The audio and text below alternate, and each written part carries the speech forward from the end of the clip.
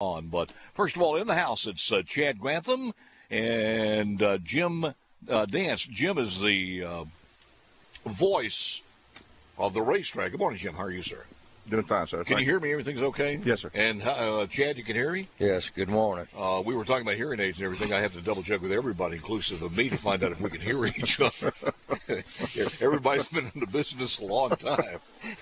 Jim, first of all, the horses are going to be a little hot today, I think. Just a little bit. In more ways than one. Yes, sir. Yes, sir. So temperature, heat index is probably 115 is what they're calling for. A little bit later on. All right, tell me, first of all, what you do, how you do it, and how long you've been doing it. And pull that mic a little bit closer to you, if you don't mind. Well, there you go. I can't really remember. Most of the time I just took over. My dad was the track announcer. Yeah. And then he passed away. I took it over for him. And then Mr. Charlie Thurl, who's the real voice of harness racing in the South, he passed away. And I took it over for him. I took it over for him in 2012 when he retired here. And then took over his Lincoln County Fayetteville, Tennessee Fair in 2018, I believe. Chad, people don't know this, but, it's harness racing only? No, it's... Because you have horse racing, too. We do. We have harness racing and quarter horse and thoroughbred racing also. That's just right in the saddle, just like at Kentucky? Yes, it is. Just like you're to see your Kentucky Derby. Yes. Back when this was all being talked about, because this is, 132 years old? Yes, sir. So back when this was talking about, I can't even imagine. You'd have to have some power and politicians concentrated in the Neshoba County Fair, because somewhere there was some Southern Baptists saying, well, we ain't going to have no horse racing around here. So, how did that work? Because it's been here in the Bible Belt for a long time. I think the track's over 100 years old. I don't really know exactly how it got started. I'm sure probably a couple of guys said, "Hey, my horse can beat yours," and just said, "Well, let's put him on the track." That's how it always starts. Yeah. But and of course, nobody there is absolutely positively no betting that goes on. No, definitely no, not. No. Don't even think about that. No. Wipe that from your mind and your thoughts as we're talking about this. Yes. This is a pure conversation we're having. So now you do the call all the way, or you got somebody who helps you? I do it all the way. All the way. We do harness and running, and like I say, Chad, he and Bud Dees take care of setting the whole racing program up. All right, now let me ask you this. Where do these people come from, harness racing? Because we don't have a lot of – Mississippi is not quite known for, because we had all these legalities against it, an industry that has taken fruit in the state of Mississippi. It is. So where do they come from? We have some locals, and then a lot of our people come from Texas. A lot of our harness guys that race here come out of Texas. Yeah.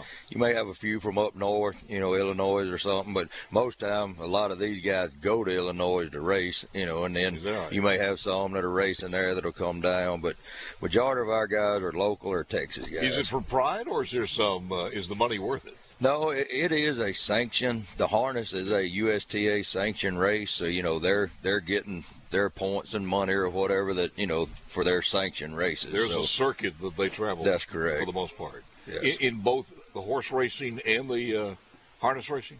No, the running horse is just it's not a sanctioned race. There's purses that we do pay for them, but it's more of a bragging right thing on the running side. Well, what you're trying to say is don't look for a Kentucky Derby coming from That is correct. Correct. And you were talking earlier about, kind of how it started, on the running program, people would just get their horses up out of the pasture, the week before the Neshoba County Fair, and that's what we ran. Right. Now it has evolved to where they're running a lot better quality horses than that, and, times are better. But, originally, just a farmer would bring his horse here and race. He's plowing on Monday, racing on Tuesday. Correct. That's correct. But are the jockeys the traditional jockeys as far as horse racing? Our jockeys, a lot of them come from the big tracks. You have some that are maybe older, that only race, here and maybe a few races at some big tracks, but you do have qualified jockeys. I want to ask you about the horses themselves, because everybody takes care of them. I know the last time I was watching, it was really hot, and these horses, this was the harness racing. But they do their best when they get through to cool them down and everything else. Yes, they do. When they come off the track, they usually go straight to the wash rack, cool them down, then walk them down. Yes, they do everything they can to get them cooled down and back ready to go. Jim, are the owners the guys who run these things, or do they have people like jockeys as far as harness racing? No, they have the owners, and they'll have a driver. They'll have a driver? Right. Or some of these drivers are not young guys, though. No, some of them train, drive, and own. So that's a pretty unique deal for most of them. But most of them, the younger guys are coming up, and they're putting the younger guys in the bike. How many horses are we talking about total on both of those? 20, 30, 40, 50? The running program had 45 entered this year, and honestly, I'm not sure on harness. We were pretty close, I think, to the. I really honestly don't know a number on the harness. Are there stables here? They put them all around here? Yes, we have stables here.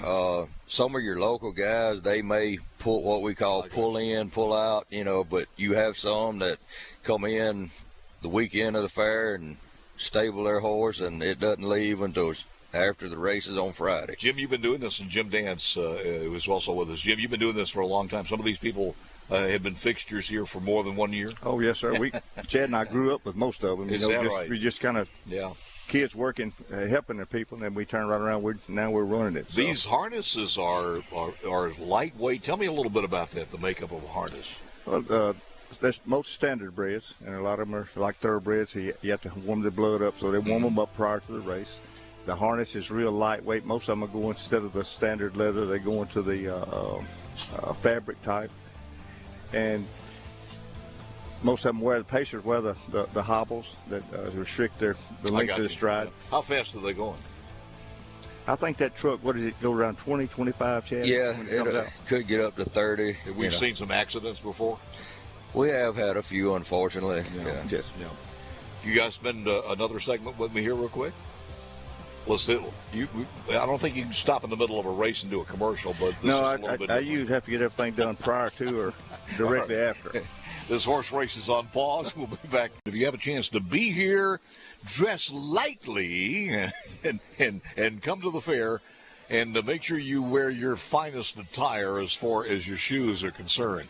Rubber boots would be fine and dandy. This has been, guys, a wet.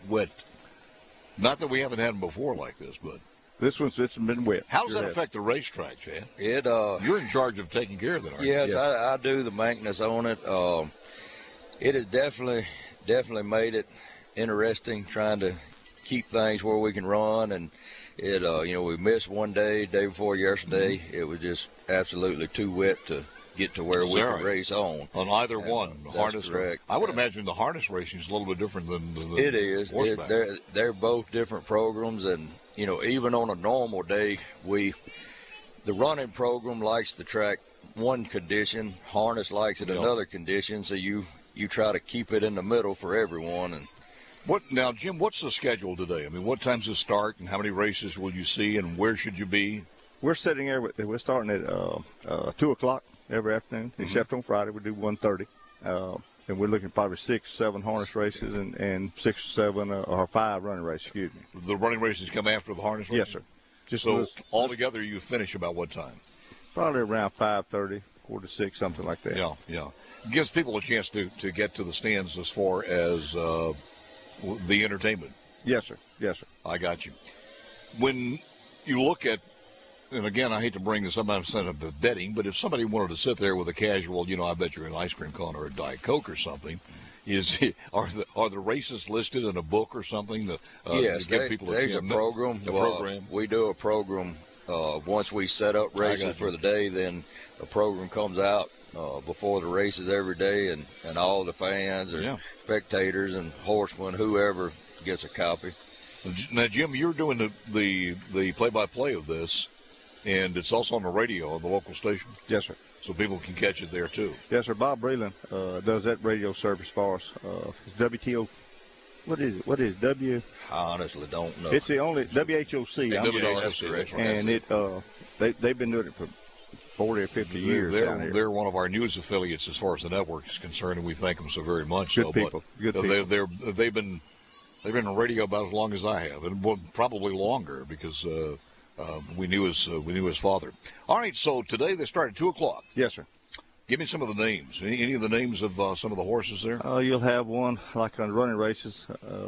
They call me Big Daddy, or they'll have Pedro, or they try to mess me up a little bit with names. I was going to say, man, that's a lot to say, because I was listening coming in today when the race was on. I thought by the time you get some of those names out, the position can change 3 times. The harness racers are pretty challenging too. There was one Bad, Black, and Bougie, and you try to give each horse a call. They want to hear their name called. So now, if you're sick or something happens, you just can't get out. Who does it to stand in? Well, Bob Breland can come in behind me. Yes. Chad, how long have you been doing this? Oh, boy, I probably got on the truck with Mr. Gilbert Donald, which is our official starter for the harness races right now, and also our Neshoba County Fair president. He has been on the Neshoba County board. This is his, I believe, 51 years and 50th fair. So millennials are changing everything. The new generation's coming in. What does that look like? Are some of the new people coming in to this, or is it one of those things that is going to be a dying sport? Looking at our winter circle pictures, with as much youth that's in those winter circle pictures, I think the future's bright. Oh, really? I really do. Are they coming from 4-H or just the people who've kinfolks? A lot of them are kinfolks that are involved in 4-H programs. That's or whatever. good news. Yeah. And the harness racing, they bring their whole family here, so it's more handed down. 100% women, men, or is there any ladies in there? Well, this year we have a lady that is she's a trainer, horse owner. Yeah. She's not driving. That's on the harness side. Mm-hmm. She's not driving, but she is. She's the owner and trainer, and so the women help out a lot, especially in the harness racing. You see those wives and children and daughters. And, you see that a lot. Family them really helping those guys. Well, how long is the track?